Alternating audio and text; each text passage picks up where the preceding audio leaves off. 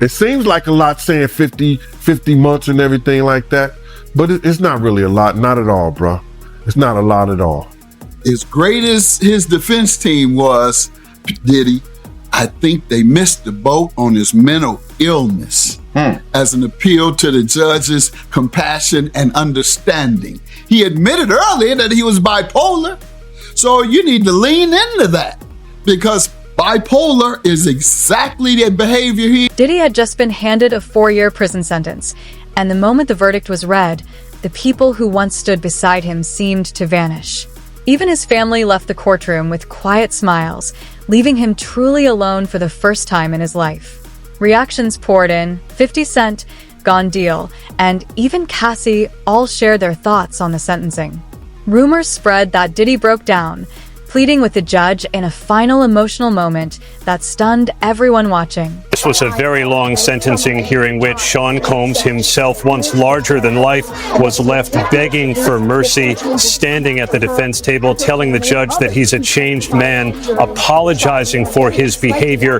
But that request for a lenient sentence of time served was rejected by the judge, Arun Subramanian, who said it was insufficient to send the kind of message that he wanted to send, that violence against women must be met with real accountability. And so he sentenced Sean Combs to 4 years in prison. That's not as much as federal prosecutors here wanted. They wanted 11 years in prison, reminding the judge that Sean Combs has a penchant for violence and In this fictional narrative, the sentence comes nearly 2 years after the dramatic raids on Diddy's estates and the leak of the so-called golf tapes, which, within the story, exposed the darker side of Hollywood. Only months earlier in this imagined plotline, he had been convicted on charges involving interstate transportation for illicit purposes, leaving him facing a potential 20-year prison term. As the tension rises, his defense team fights for parole while prosecutors push for an 11-year sentence, setting the stage for a high-stakes courtroom climax. On Diddy Combs will be sentenced to 50 months in prison. That is 50 months in prison. Far less than the 11 years requested, far more than the 14 months. He will not walk out of the door behind me in the courtroom today. He will not be a free man for 50 months. The judge says, which is a little shy of 4.25 years. This is a serious sentence that reflects the gravity of your crimes and conducts. He also said this is a hard time away from your family, but also notes that Combs will have a life after prison. Cassie Ventura is finally finding a sense of peace now that Sean Diddy Combs is behind bars, following years of publicly reported allegations and fear surrounding him.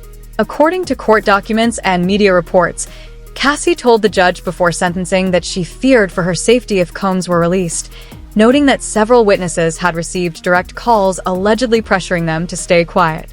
After Combs was sentenced on October 3rd to 50 months in prison for 2 counts related to the transportation of individuals for prostitution, along with 5 years of supervised release and a $500,000 fine, Cassie's lawyers stated that although nothing can erase the trauma she experienced, the sentence acknowledges the impact of the serious offenses. They added that with the support of loved ones, she will continue to heal and that her courage has inspired many. Combs, who was acquitted of sex trafficking and racketeering charges, expressed remorse in a letter to the judge, saying he had lost his way due to excess and substance abuse. Public figures also weighed in, including 50 Cent, who wrote to the judge claiming Combs had threatened him in the past and expressing strong doubt that he had truly changed. Submarinian. Now, he posts this as a text message. I don't know if this was a text message to his lawyer, where maybe he was instructing his lawyer to write this letter to the judge. If you don't know, the judge is accepting letters in the case of the sentencing of Sean P. Diddy Combs, who's set to be sentenced tomorrow.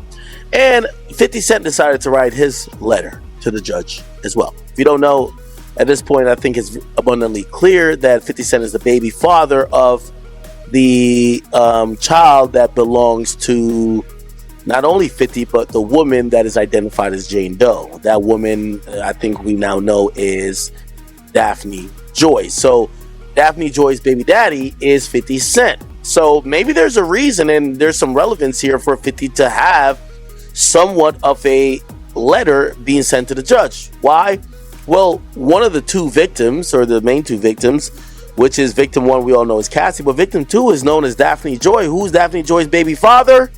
50 Cent. So he writes a letter and he says, "Dear Judge Submaranian, I've had an ongoing dispute with Puffy for over 20 years. He's very dangerous. Multiple times I have feared for my life. I think you should consider the safety of the general public, Your Honor, before unleashing him upon them.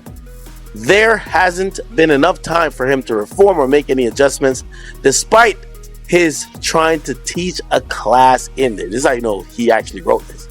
This is bad grammar. Despite him trying to teach a class in there. As you're already aware, the government has spent maximum amount of money on deploying federal agencies, which appear to be an army, in 2 locations simultaneously. Later, his sons, who's dealing with his own R-word allegations, claimed that the feds had hit the wrong house. Anyway, Diddy's only going to return to hire more male suckers and keep most of the baby oil away from the general public, and Babies Need It. My Netflix doc on this scandalous subject is coming. The most surprising response, however, came from Diddy's own children, who wrote to the judge before sentencing, pleading for leniency and describing their father as their superhero. Diddy's children speak about their father at his sentencing hearing, and they honestly don't have a lot of time to say much, but they were given a little bit of time to say something. Quincy starts off by saying he's transformed. He will not jeopardize his freedom again. As his children, we wish to heal together. Next up is Diddy's son, Justin. I ask you to give my father a second chance. My father is my superhero. My father always told me to believe in God. Talk to my father every day, every other hour. Next is Christian Combs. I am the one who most resembles my pops, my mannerisms. My whole life I studied my dad up and down. He's the greatest man in the world, my superhero. He told me to treat women like a queen, and I do. I see in his eyes, as his twin, that he has changed. My name is Jessie Combs, and I am 18 years old, and she cries. When my mother passed away, I was just a little girl. I remember my dad sitting us down. It helped me survive when I just wanted my mom. My name is Chance Combs, his daughter. He's changed, and she starts crying. Sorry. He speaks with a clear mind. My name is Delilah Combs. We watch our 2-year-old sister. She cannot grow up fatherless. Honor, please. And she starts crying. Let us move forward, not as a headline, but as a family. The judge says, thank you all. This is important for me to hear. Right after the sentencing, reports noted that Diddy's children left the courtroom smiling, despite having previously pleaded with the judge for leniency and describing their father as their superhero. Some outlets also reported that Diddy did not turn to look at his children after the decision was read, raising questions about whether their emotional letters had been used to appeal for sympathy. According to court coverage, Diddy's legal team attempted to present a softer image of him, including showing a video of him caring for his children and describing his contributions to the Black community and the music industry. Meanwhile, numerous artists have publicly accused him of mistreatment over the years, including singer Aubrey O'Day, who reacted to the sentencing on X by urging young artists to walk away at the first sign of coercion or boundary crossing from those in power. O'Day emphasized that no opportunity is worth enduring exploitation. Reports also claimed that Diddy had been confident he would avoid significant prison time, allegedly scheduling meetings in Miami for the following week.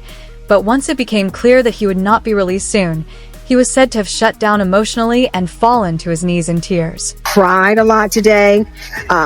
When his children were just sobbing, you could tell he was on the verge of crying when they were begging, please give my father a chance, please show my father mercy. And then he turned around, he told his kids he failed them, he cried, he turned on his mom. He said, I failed you, Mom, I cried. He kind of just exasperatedly put his head in his hands.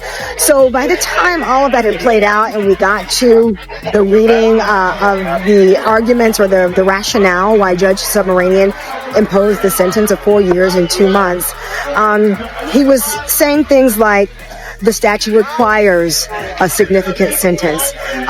This evidence was massive in terms of the coercion. So when family members started to see it was going down that road, the children were stone-faced when the verdict was read. He was stone-faced. The only person who really showed emotion was Dana Tran, the mother of his youngest child. She could see it coming. She just started burying her head in her hands. So this is done. This is over. Obviously, we can expect an appeal in this case. We'll have to see what happens, where what prison he will be assigned to when he is released from MDC.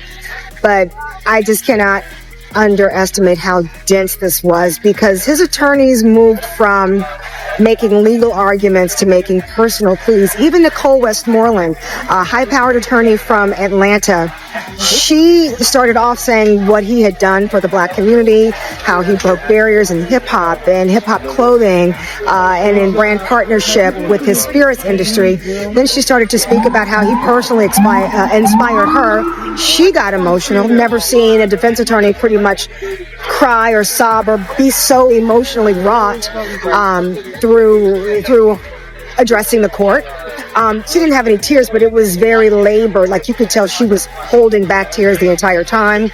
Brian Steele, Mark Agnifilo, Xavier Donaldson, like, he's got a big team of attorneys, and you can tell this is kind of like a family environment in the courtrooms. So when the verdict was read, they responded in kind, like a family would. His defense team and his children, he just walked out. He didn't really address them after court like he typically does.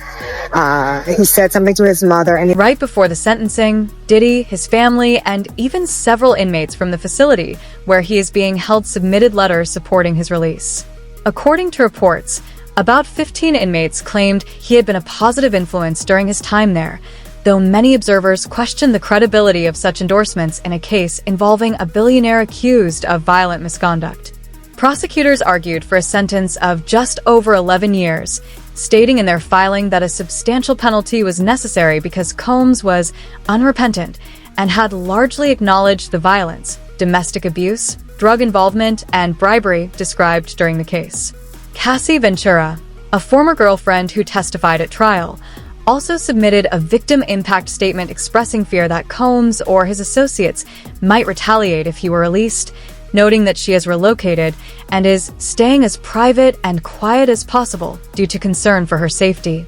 Legal expert Rich Schinstein, who is not involved in the case, pointed out that although Combs has no prior criminal record, the U.S. Probation Department recommended a sentencing range of 5 to 7 years. Prosecutors are asking for a substantial sentence of just over 11 years, writing it's needed because Combs is unrepentant, that he largely conceded his conduct, the violence, domestic abuse, drug use, and distribution, and bribery. Former girlfriend Cassie Ventura, who testified at trial, submitted a victim impact letter that reads in part, quote, "My worries that Sean Combs or his associates will come after me and my family is my reality." She says they moved, and she is, quote, "keeping as private and quiet as I possibly can because I am so scared that if he walks free, his first actions will be swift retribution towards me and others who spoke up about his abuse at trial." We spoke with attorney Rich Schoenstein, who is not involved in the case. Combs has no prior criminal history, and the U.S. Probation Department recommends a sentence range of 5 to 7 years. I think that's probably the right range. I don't think he's going to get a short sentence like the defense wants, and I also don't think he's going to get the maximum. So I think that middle ground is where most people expect us to go, but we will see. It's up to the judge. Diddy's legal team has already announced their plans to appeal the ruling and try to have the case dismissed entirely. But it's important to remember the extensive evidence stacked against him. His sentence falls well within federal guidelines, and many legal experts say it's actually surprising he didn't receive a harsher penalty. New York City, we are hearing Diddy's attorneys speaking to the media after he was sentenced earlier today. This is live. Yeah, we are planning to appeal. I'm gonna hear them, bro. We are planning to appeal. We think we have strong bases to appeal. The strongest basis is that the jury reached a verdict on coercion. It found there was not coercion. And I think the judge said coercion today as a basis for a sentence at least a dozen times. We think that that is unconstitutional. We think that a jury verdict should mean more than our jury's verdict seems to mean, and so we are planning to appeal. Absolutely. Files a cross appeal. What would happen in that regard if they filed a cross appeal and then Sean Diddy Combs get a higher sentence? He would not get a higher sentence, and they're not gonna cross appeal. We're gonna appeal. We think we're right, and they'll respond to the appeal, and it'll be decided by the Second Circuit as soon as. Tell us about the conversation you had with your client after the sentencing. Consensual. The judge clearly thought the sexual encounters weren't consensual. Because he's biased. What did you make of his remarks? He's biased. I'm happy to go. So we think that's just absolutely inconsistent with the jury's verdict. I mean, the jury's verdict was resoundingly clear. There was no sex trafficking. There was no racketeering. Everything was consensual. Everything was adult, which is why he was convicted only of the prostitution offense. What we feel happened today was that the judge acted as a 13th juror, one that we did not choose, and that he second-guessed the jury's verdict. Well, at least the judge was open-minded. Judge Mathis also weighed in, expressing surprise that Diddy received such a light outcome. He emphasized that Diddy should view this moment as a second chance. During sentencing, the judge stated, "You misused the power and control you held over the women you claimed to care about. Why did it continue for so long?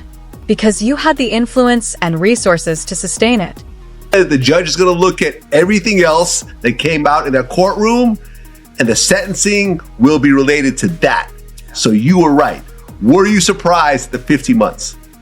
Well, I was surprised it wasn't more, quite frankly. Based on the prosecutors wanted 11 years.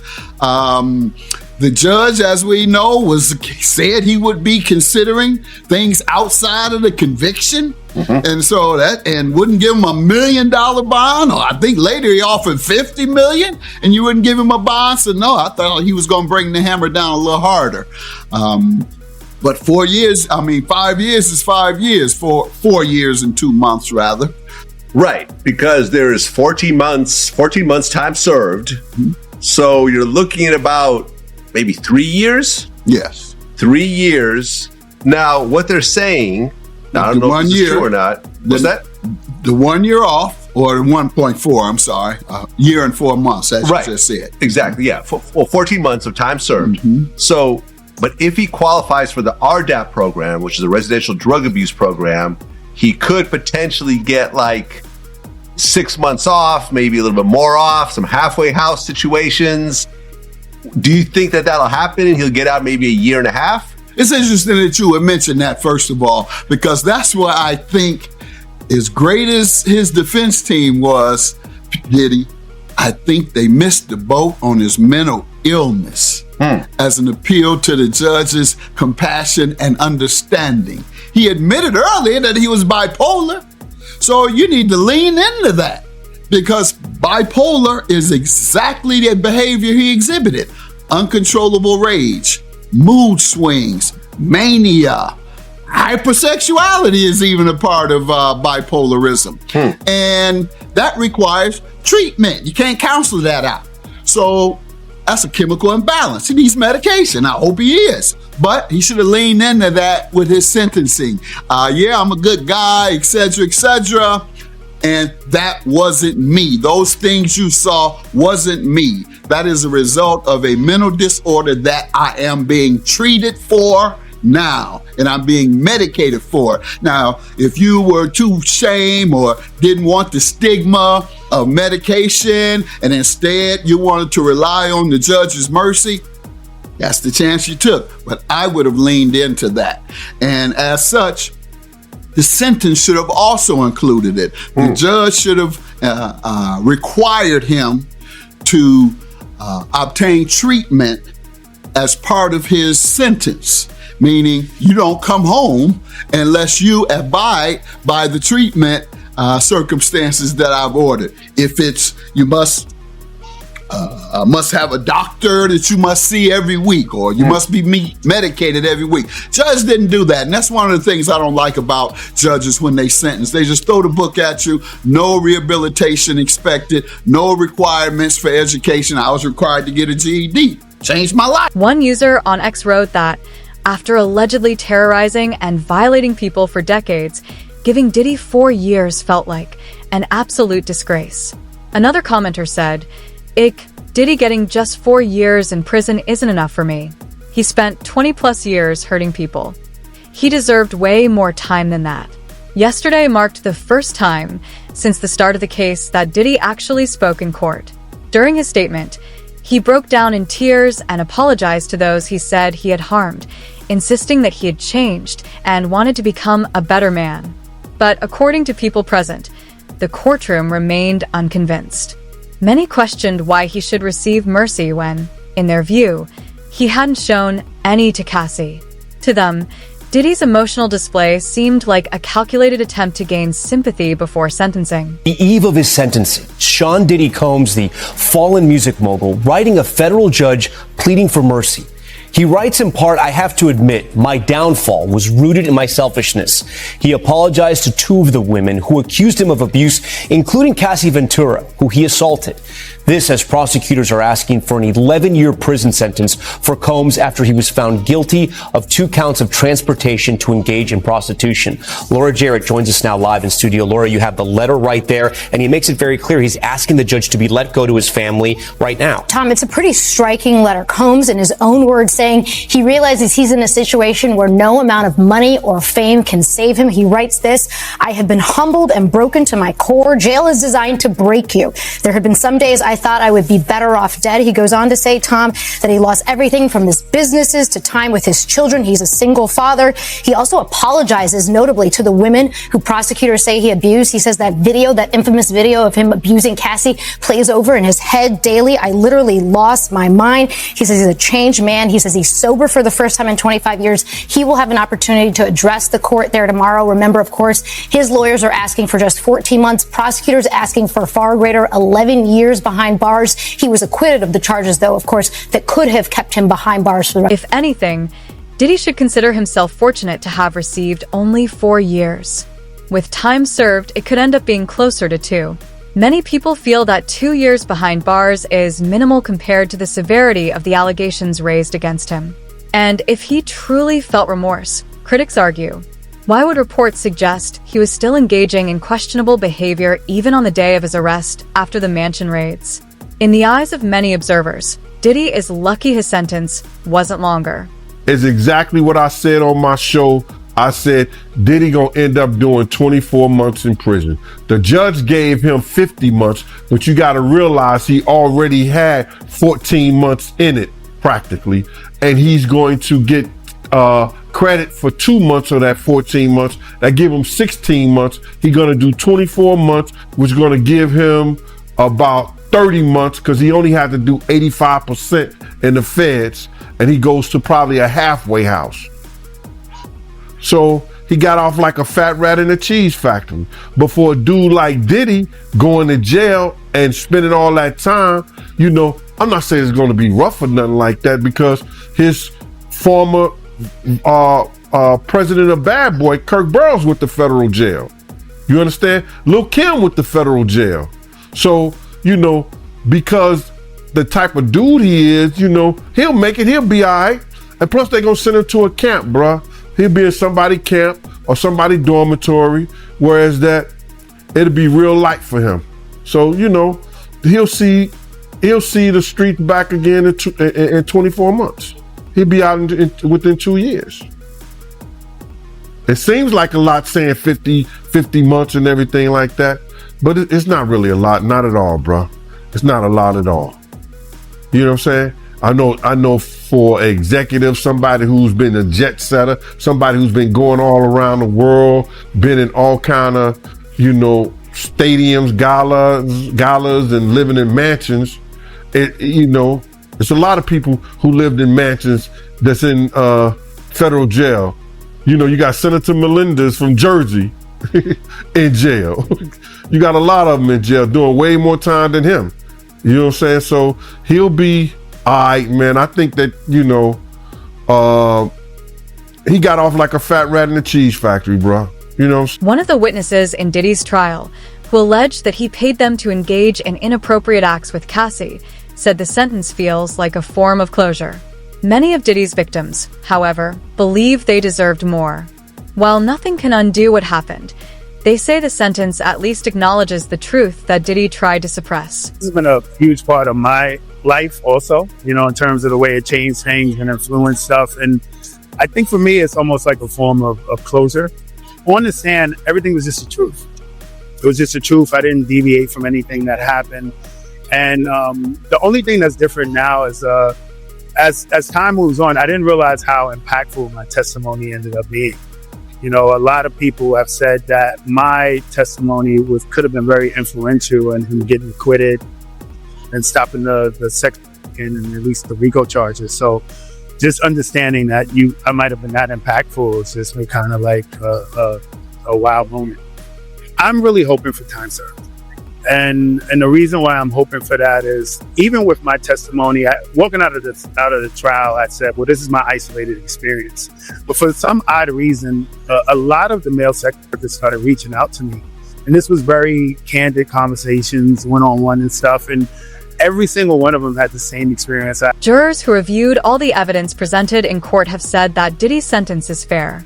TMZ obtained the video Diddy played during his trial in an attempt to gain leniency from the judge, but it largely backfired.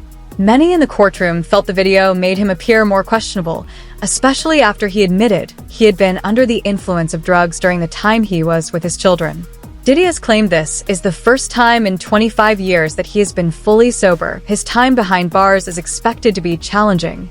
He will be transferred to a federal prison, where the real difficulties begin. Experts note that individuals with histories of violence against women often face harsh realities in prison, which some believe may be Diddy's biggest concern. Many argue that his own ego played a major role in his downfall. What do you think? Does Diddy deserve a second chance? Or is this sentence just the start of what's to come? Share your thoughts in the comments. To stay updated on this case, make sure to like, subscribe, and turn on notifications so you don't miss the latest developments.